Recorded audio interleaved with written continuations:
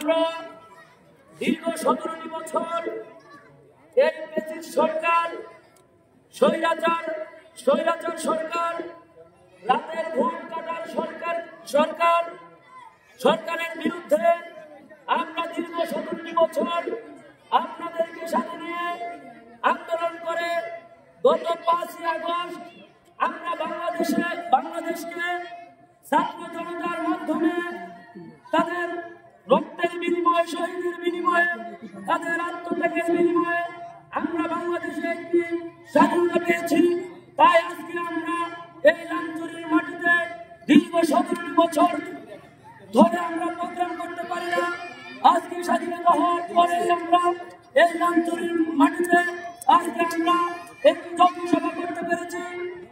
সেজন্য আজকে যারা এই স্বাধীনতার সংগ্রামে যারা যুদ্ধ করে যারা শহীদ হয়েছেন এবং যাদের রক্তের বিনিময়ে আমরা এই স্বাধীনতা পেয়েছি তাদেরকে আজকের এই যৌথ সভা থেকে তাদের রুহের মাগফিরাত করছি এবং যারা এখনো পর্যন্ত চিকিৎসাধীন রয়েছেন আল্লাহ রাব্বুল আলামিনের নিকট তাদের জন্য প্রার্থনা কামনা করছি অতি দ্রুত যেন তারা সুস্থ হয়ে তাদের পরিবারের কাছে ফিরে যেতে পারে।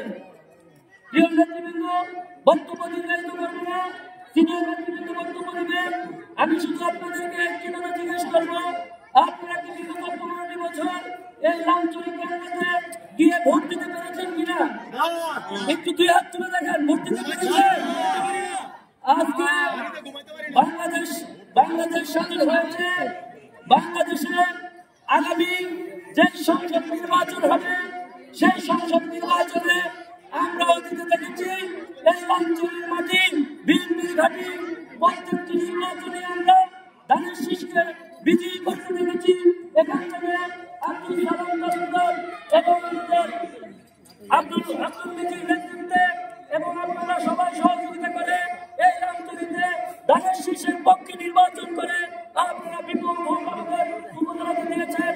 তাই আমি আশা রাখবো আপনারা আগামী যে নির্বাচন হবে আমাদের দেশের নেত্রী বেগম খালেদা জিয়াকে ক্ষমতার বসতে বসানোর যে নির্বাচন এবং আমাদের চাঁদপুর জেলা বিএনপির অভিভাবক শেখ পরিজামান মানিক ভাইকে এমপি বানানোর যে নির্বাচন হবে সেই নির্বাচনে আপনারা লাঞ্চুরি থেকে বিপুল ভোট দিয়ে আমাদেরকে আপনারা বিপুল ভোট দেবেন সেই প্রত্যাশা রেখে আমি আপনাদের কাছে বিদায় নিচ্ছি।